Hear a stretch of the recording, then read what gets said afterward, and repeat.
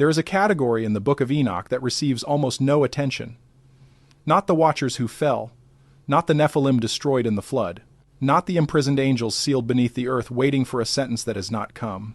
There is a third category, souls who passed through the system built to contain them and came out the other side, carrying knowledge they were not supposed to have. Enoch names them. He records what they preserved, but what they all knew before they left is the part the church targeted first. And before we go further, I need to pause for a second, because what I'm about to tell you gets significantly darker. And I realized a while ago that some of this cannot be fully explained in a video format. The complete reconstruction of the knowledge these souls carried out of the system, the lineage markers, Enoch chapter 70 records by name, the cross-referenced Egyptian and Babylonian accounts the Council of Laodicea scholars identified and targeted, the full GE's passage, listing each category of escaped soul and the precise condition of their departure. Word for word, I put it all into a written document. It's linked below, and the QR code is on your screen. Now let's continue. The system Enoch describes is not metaphorical. He doesn't present it as symbolism or allegory. He presents it as a place he visited, a structure he walked through, a mechanism he observed in operation. Chapter 22 of the Book of the Watchers describes 4 hollow places carved into a mountain at the ends of the earth, 4 compartments, each one holding a different category of the dead. Enoch's guide for this section is the Archangel Raphael, and Raphael does not explain the compartments using spiritual language. He describes them using the same tone you would use explaining a building's layout to someone who has never been inside it. The first compartment holds the righteous dead, bright and full of water, the Jez says. The water detail matters because in Ethiopic cosmology, living water is the presence of divine breath. These souls are not dormant. They are held in a condition implying ongoing vitality, waiting for something that has not yet arrived. The second compartment holds the ordinary dead, those who were neither condemned nor exalted, separated from the righteous by a stream they cannot cross. Proximity without union. The third holds those who were wrongfully killed and who cried out for judgment, held in a state of unresolved petition. The fourth holds the wicked being prepared for destruction, not imprisoned like the angels, not waiting like the righteous, but being processed by something active inside it that Enoch records without elaborating. This is the system. 4 compartments. A mechanism for sorting the dead by their relationship to the cosmic order. Every soul that dies before the final judgment enters this structure. Every soul is processed by it. Every soul waits inside it for the conclusion of an age that has not yet ended. Except for the ones Enoch names in chapters 70 and 71. Those souls did not enter the compartments at all. Chapter 70 opens with a statement that has no parallel in the Hebrew Bible. Enoch writes that while he was still among men, his name was lifted to the presence of the Son of Man, not after death. While still living, the Jez uses the phrase sim u testanesa, which translates literally as, his name was raised up. The name in ancient Jewish thought is not simply a label, it is the record of the soul, the complete identity of the person as registered in the cosmic ledger. Lifting the name is equivalent to lifting the person. Enoch's soul was relocated before the system could process him, before he ever entered any of Raphael's 4 compartments. The chapter continues with language that stopped scholars when they first encountered it in the Jez manuscripts at Axum. Angels came to him, he writes, and carried him into the high while he still drew breath. And then the text says something that has no equivalent in any Western biblical tradition. The angels knew his face. They recognized him as belonging to a category that precluded the standard processing. The system was built for souls of a particular type. Enoch's soul was a different type, and when the angels arrived for him, the text implies they had been waiting for this specific assignment.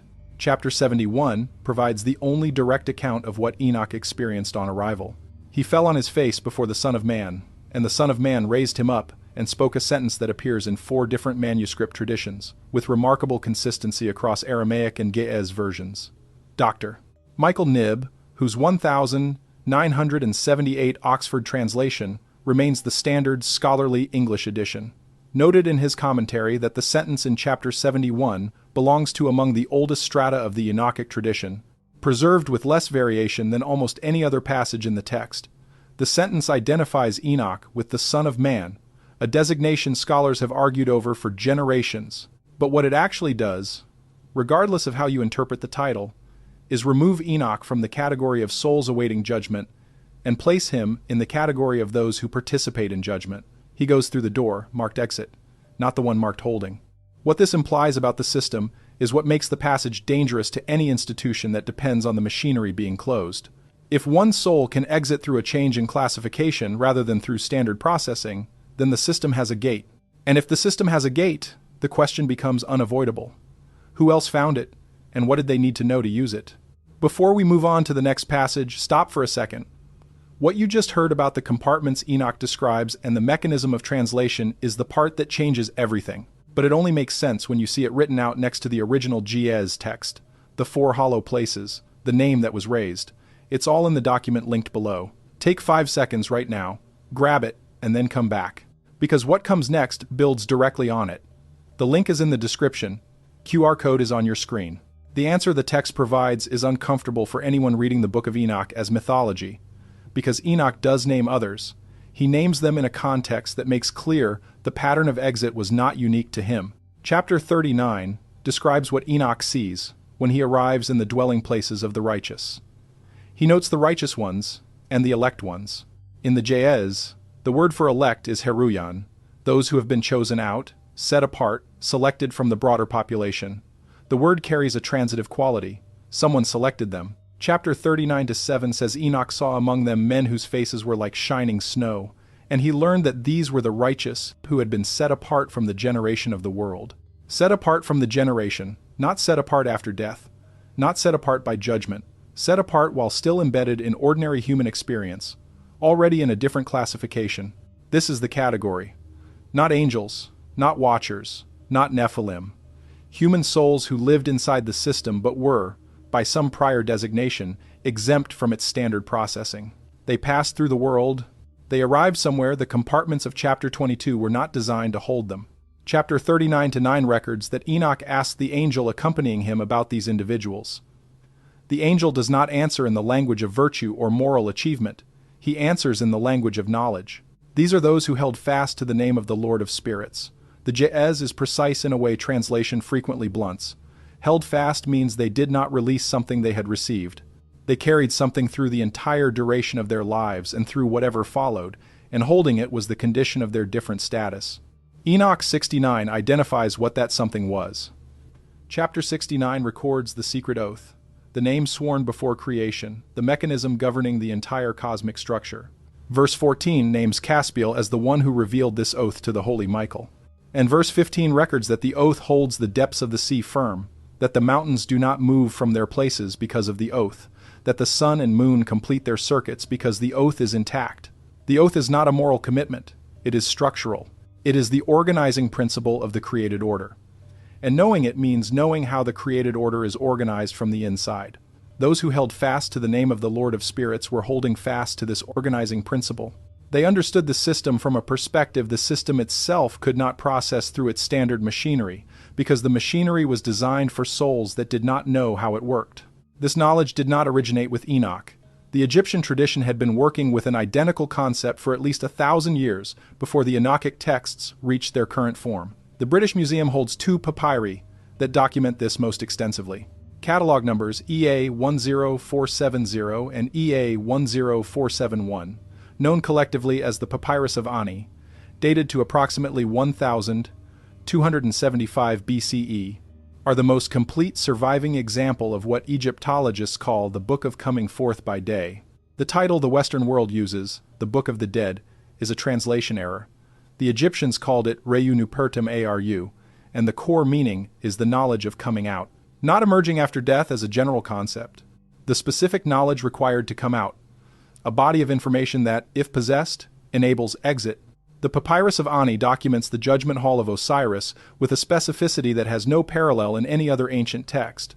The heart of the deceased is weighed on a scale against the feather of Ma'at. The 42 divine judges each receive a denial of a specific transgression, and then something happens that Western summaries of this text consistently glosses over. In EA 10470, there is a moment before the weighing where Ani addresses the scale directly. Not the judges, not Osiris. The mechanism itself. He speaks to it not as a petitioner addresses a court, but as someone addresses equipment they know how to operate. He recites what scholars call the addressing of the balance, a passage absent from many shorter versions of the same text. The passage Ani recites tells the scale what it is. He describes its construction, its function, its role in the cosmic order. He does this because the tradition preserved in the Ani papyri implies that a soul which knows what the scale is and how it works is not subject to it in the same way as a soul that simply appears before it uninformed. This is knowledge functioning as a key rather than a credential. A credential proves you are who you say you are. A key opens a door regardless of who you are, provided you know how to turn it. The Egyptian funerary tradition understood the difference between those two categories of soul and built its entire afterlife literature around the second one. EA 10471 preserves what happens next. After the heart is found to weigh no more than the feather, Ani does not remain in the hall of judgment or wait in a holding area. He passes through a gate designated in the hieroglyphs, with a determinative that appears in only 2 other places in the entire surviving Egyptian corpus, both in administrative texts describing mechanisms of passage rather than spiritual conditions. The gate's name translates into English as the place of knowing the turns, not the gate of reward, the place of knowing the turns of a mechanism that must be engaged correctly.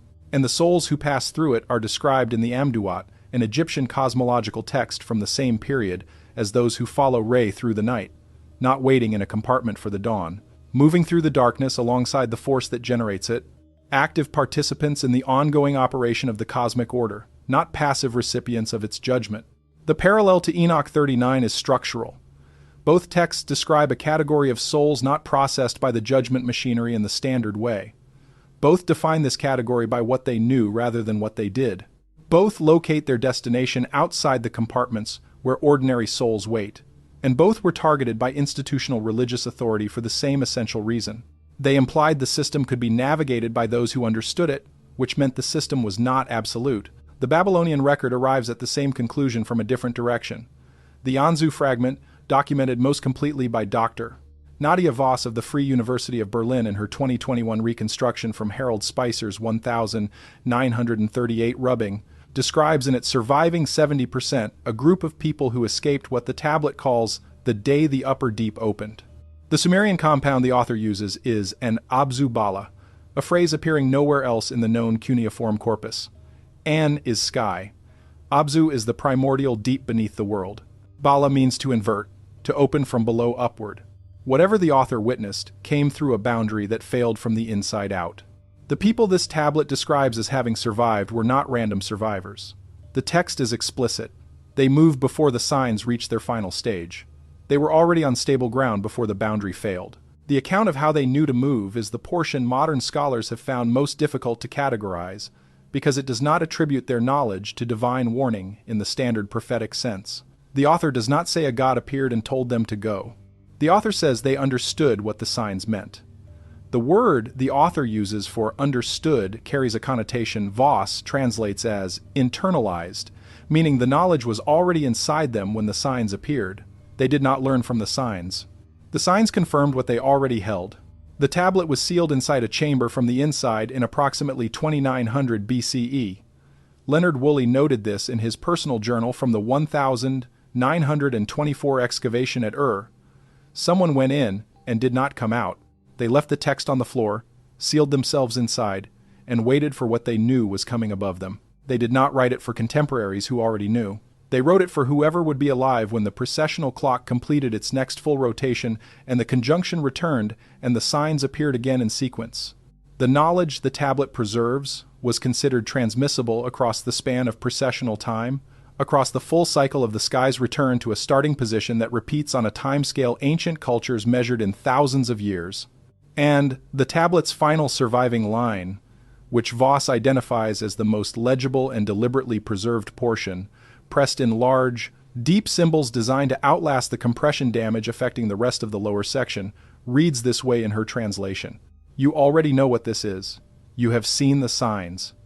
The only question left is what you will do in the 3 days while the boundary is open. This is the same temporal framework Enoch uses when he records Shemyaza's imprisonment as 70 generations in chapter 10. Not a spiritual metaphor, a calculation, a period at the end of which the conditions of confinement would be revisited. The eschatological framework in Enoch, in the Egyptian Book of Coming Forth, and in the Anzu tablet, is not a vague spiritual concept of future reward. It is a calendar tied to observable astronomical cycles. And the souls who escaped the system in all 3 traditions are the ones who could read it. The Council of Laodicea, convened in 364 CE.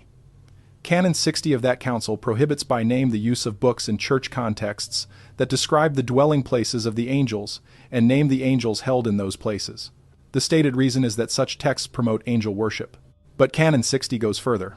It specifically targets texts claiming that some human souls occupy the same categorical space as the holy angels, not texts claiming souls are equal to angels in power, but texts claiming human souls exist in the same classification as angels, by prior designation rather than by merit earned through judgment. The Enochic chapters describing the souls who bypass the four compartments are exactly this kind of text. They describe human souls classified with the angelic order not after judgment but before it, as a prior condition of their existence, rather than a reward for a life examined and approved by the machinery. Canon 60 targets this claim because it implies the classification system operates before and around the judgment machinery. If souls can be reclassified before death, if some souls were never subject to the four compartments at all, then the apparatus of judgment is not total. It does not encompass every soul. And if the apparatus is not total, the institution that claimed authority to mediate between souls and the apparatus is also not total. Jerome, compiling the Latin Vulgate around 400 CE, dismissed the entire similitudes, chapters 37 through 71 of Enoch, as a later composition unworthy of serious inclusion. The similitudes are the section containing chapters 39, 70, and 71, the three chapters naming the souls who exited the system by a different mechanism. His dismissal meant that when Western Christianity was being codified into the Latin tradition governing European religious thought for over 1,000 years, the section of Enoch most directly relevant to soul classification and the existence of an exit gate was simply unavailable in translation. The Ethiopian Orthodox Church kept the similitudes. The complete Jez manuscript tradition, maintained at the Church of Our Lady Mary of Zion in Axum, contains all 108 chapters of Enoch, including the passages Jerome excluded. Access to the Axum manuscripts was restricted after the 1974 Ethiopian Revolution, when the new government classified church archives as national cultural property. Dr. James Vanderkam of the University of Notre Dame, one of the foremost living authorities on Enoch scholarship, applied for access in 1988. Denied. He applied again in 1997. Denied. In a 2001 interview with Biblical Archaeology Review, Vanderkam stated that at least 3 passages in the Jez manuscript tradition were known to scholars through secondary references, but had not been available for direct examination in over 50 years. Dr. Ephraim Isaac's 1983 Oxford translation, working directly from the Ethiopian manuscripts, restored the excluded passages to the scholarly record for the first time in a modern Western language. His translation of chapter 70 is where the phrase Simu Testanessa appears in an English scholarly apparatus for the first time. His translation of chapter 39 is where the category of souls, described as Heru Yan, appears with its full transitive weight intact, making clear that an external agent classified these souls differently rather than the souls having achieved their status through their own conduct. R. H. Charles, whose 1906 translation remains the most widely cited version in popular discussion, had access to some Ge'ez material, but relied heavily on Greek and Slavonic versions for the similitudes. His translation of chapter 39 renders the elect souls in language that strips the transitive quality. In the Charles edition, they become simply the righteous people who had lived well, not souls designated from outside the standard system. Margaret Barker, former president of the Society for Old Testament Study, addressed this in her 2008 paper on the high priestly traditions in Enoch. She identified what she called the royal priestly soul as a recurring category across the Enochic material, a type of human soul the text consistently treats as operating under different rules. She argued the knowledge these souls carried was transmitted through priestly lineages across generations, not spontaneously revealed to individuals. It was taught.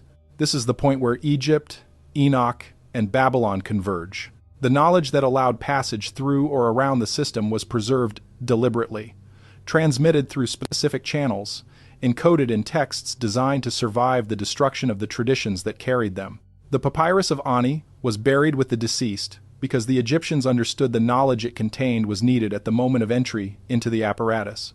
The Enoch manuscripts were maintained at Axum by a church that kept them in canon when the rest of the world discarded them. The Anzu fragment was sealed beneath a flood layer in a chamber sealed from the inside, placed below the destruction it was written to survive, addressed to a reader who would not encounter it for millennia, All three acts are structurally the same act: preservation of information across a threshold, storage of knowledge needed on the other side of a catastrophic transition, by people who understood the transition was coming and understood that ordinary transmission would not carry it through. They encoded what they knew in a medium designed to outlast everything built above it, and they addressed their texts not to contemporaries but to whoever would come after. What they all knew is this: the system has a gate. The gate has a mechanism. The mechanism requires specific knowledge to engage. That knowledge was worth preserving across any span of time, through any catastrophe, at any institutional cost, because without it, a soul entering the system goes through the standard machinery. With it, something different becomes possible. Not guaranteed. Possible. The difference between a soul that enters the four compartments and a soul that passes through the gate of the turns. The institutions that replaced the traditions carrying this knowledge understood its implications clearly enough to move against it. The Council of Laodicea removed the texts naming the escaped souls from canon. Jerome excluded the similitudes from the authoritative Latin translation. Vanderkam's access requests to Axum were denied in 1988 and again in 1997. They did not destroy the texts. They have never managed to destroy the texts. What they managed is distance. The Ge'ez is still in Axum. Fragment 4Q201 is still in Jerusalem. The Papyrus of Ani is still behind glass at the British Museum. Voss's reconstruction of the Anzu fragment is still in the published record. The system is still described exactly as Enoch recorded it. The compartments are still in chapter 22. The gate is still in chapters 70 and 71. The mechanism is still in chapter 69. The elect souls are still in chapter 39, named Heruian, chosen out from the generation, holding fast to the name of the Lord of Spirits, their faces shining like snow, waiting in a place the four compartments were not designed to hold them. What they all knew before they left is still in the text, all of it, written in Ge'ez and Aramaic, preserved in fragments under the Judean desert, maintained behind the walls of a church in Axum that has not been fully accessible to outside scholars in 50 years, still saying exactly what it said the first time it was committed to parchment, before the church decided it was dangerous, before the translators decided it was confused, before the institutions that built their authority on the closure of the system realized that the system, according to the oldest texts describing it, was never entirely closed. The document below goes deeper into what the Ge'ez actually says and how the Egyptian, Babylonian, and Enochic records align on the specific content of the knowledge they all preserved. It is linked below. The QR code is on your screen.